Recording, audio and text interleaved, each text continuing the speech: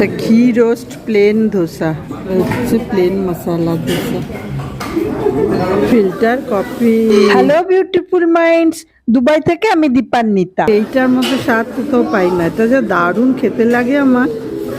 তোমরা খাও তো সাউথ ইন্ডিয়ান দোকানে গেলে ফিল্টার কফি, কিংবা বাড়িতেও বানাও হয়তো, জানিও আমাকে। আজ আলাইন যাচ্ছি, অনেক দিন পরে জাবেল হাফিজ, ওখানকার একটা পাহাড় মানে উঁচু মাউন্টেন, সেটাতে উঠবো। বোধহয় 6-7 বছর তো হবেই যাইনি। আজকাল জাবেল যাই যাই, আজকে যাই, তোমাদের সঙ্গে নিয়ে যাই। আজকে সন্দীপের গাড়িতে যাচ্ছি, সন্দীপ নিয়ে যাচ্ছে আজকে আমাদের। আলাইনে ঢুকে পড়েছি আমরা, বালিয়ারি পেরিয়ে শহরের দিকে চলেছি। ওই থেকে আলাইনে ওইখানে যেতে মোটামুটি ঘন্টা দেড়েক লেগে যায়।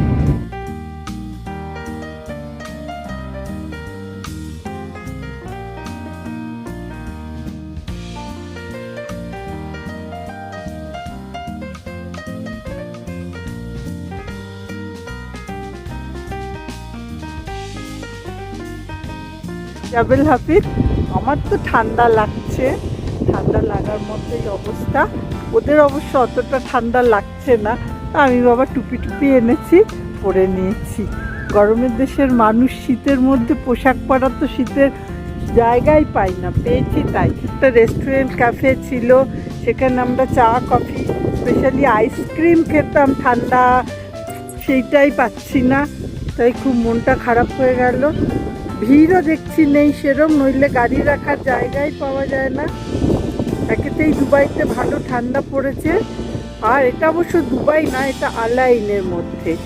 আজকাল এখানে আসি না, যেহেতু ইউএইর সবচেয়ে উঁচু পাহাড় জাবেল জাইসে যাই, এটা অনেকটা ছোট, প্রায় অর্ধেক।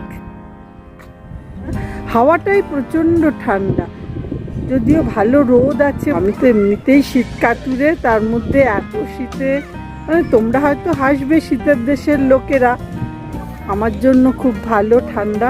এখানে আমরা সন্ধেবেলায় আগে আসি, তাহলে সানসেটটা দেখা যায়, অপূর্ব সানসেট হয় একটা। আজকে তো একটু বিকেল চলে এসেছি, এতক্ষণ এখানে থাকাও যাবে না, কারণ রেস্টুরেন্টও নেই। সন্দীপ ছবি তুলছে। কেমন লাগছে ঠান্ডা বলো? ঠান্ডা মানে ঠান্ডা হাওয়া। আর এই যে বীর পালোয়ান সিং জ্যাকেট না গায়ে দিয়ে নেমে পড়েছে গাড়ি থেকে। ভাবি অবশ্য সব পড়েছে অনেকগুলো। আমাকে দেখবে? দেখো, দাঁড়াও দেখাচ্ছি কতগুলো পড়েছি। আমার বড্ড শীত বাবা।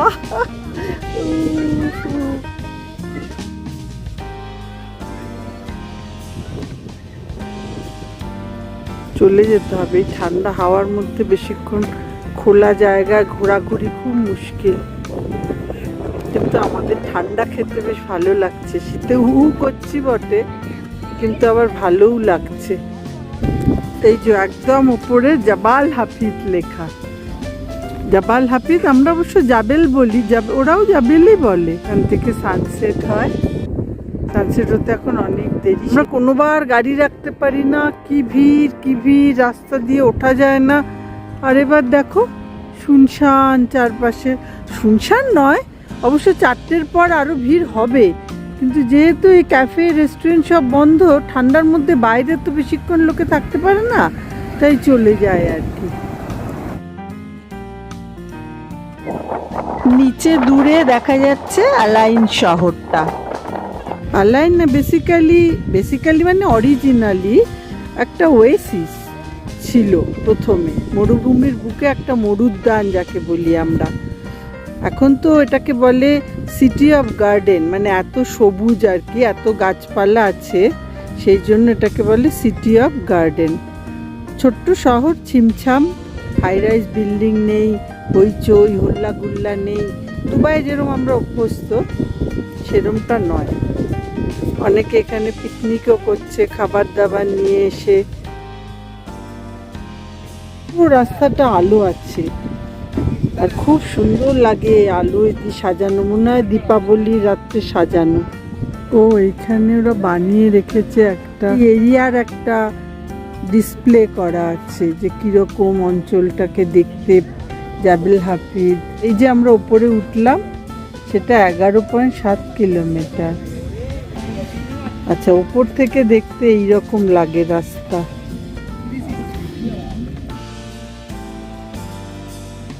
ওই ওপরেও কনস্ট্রাকশন হচ্ছে, আমার মনে হচ্ছে ওই ওপর পর্যন্ত ফাইনালি ওরা একটা রাস্তা বানাবে, ওইখানেই রেস্টুরেন্ট ক্যাফেগুলো সব খুলবে, এটা আমার মনে হচ্ছে। অতটা রাস্তা হেঁটে হেঁটে যাওয়া সবার জন্য নট পসিবল। বলো, আমি পোস্ট করে দেব, করতে পারে। কি কি করতে পারে বলো? ইউএই গভর্নমেন্ট শুনবে, কেবল কার করতে পারে, আর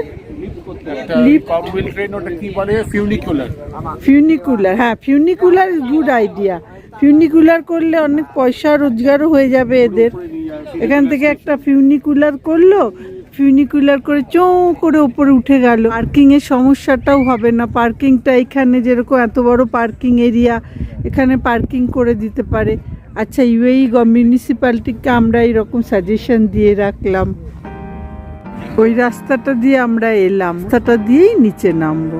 পুরো রাস্তাটায় কিন্তু আলো আছে, সেটাই অন্ধকারের মধ্যে যখন আলোগুলো জ্বলে দারুণ সুন্দর দেখতে লাগে।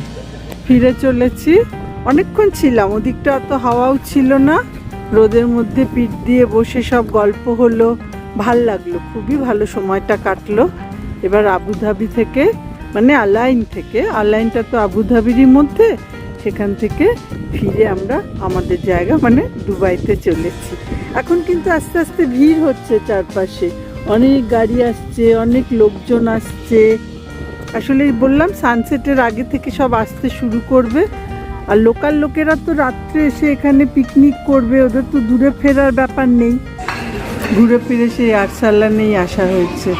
সারাক্ষণ আমরা আরসালানে আসি, তোমরা বোধহয় বোর হয়ে যাচ্ছে, কিন্তু আমরা এই খাবারটা খেয়ে বোর হই না। কলকাতার রোল আর কলকাতার বিরিয়ানি, এটা খাবোই খাবো। এখানে এসে দেখি ক্রিসমাস বলে আর নিউ ইয়ার বলে খুব সুন্দর সাজিয়েছে। অ্যাজ ইউজুয়াল চিকেন রোল নিলাম, ওরা মাটন রোল নিল অর্ধেক অর্ধেক। চিকেন রোলটা খেতে কেমন জিজ্ঞাসা করো না, তোমরা যারা কলকাতায় থাকো তারা তো রেগুলার খাও, আমরাও মাঝে মাঝেই খাই। আমাদের জলজিরা ও দারুণ বানিয়ে আনে।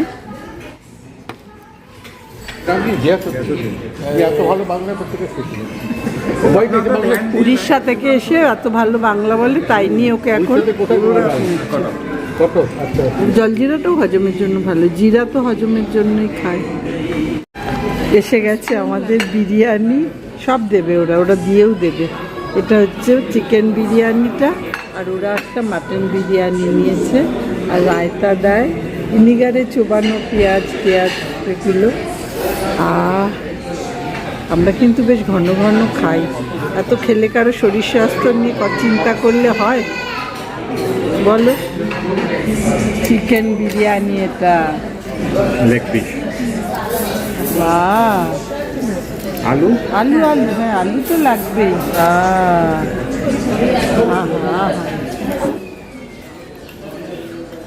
বকরা দিয়েছে, মানে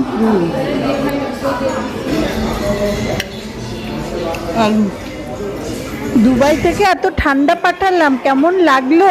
ভালো লাগলে কিন্তু অন্যদেরও ঠান্ডাগুলো শেয়ার করো, লাইক দিও আর সাবস্ক্রাইব করো আমার চ্যানেলটা প্লিজ। চলো তোমরা কেউ কেউ যারা কলকাতায় থাকো টানা রিক্সায়।